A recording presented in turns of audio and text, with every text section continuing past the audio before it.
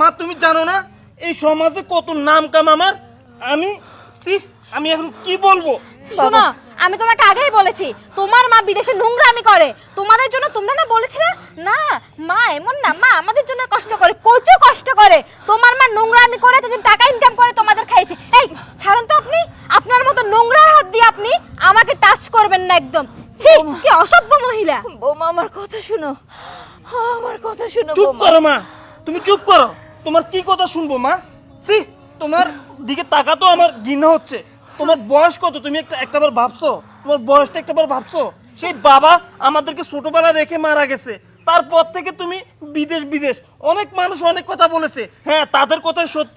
এলাকায় গ্রামে বার হইতে পারি না, দোকানে যাইতে পারি না, সবাই আমাদেরকে কি বলে? সি সি করে, সি সি করে। এই থামো তুমি, তোমার সংসার আমি করব না। যে বাড়িতে এরকম একটা নোংরা মহিলা আসছে সেই বাড়িতে আমি আর এক মিনিট থাকবো না। তোমার সংসারের গোষ্ঠী গেলে আমি আজকে বাবার বাড়ি চলে যাব।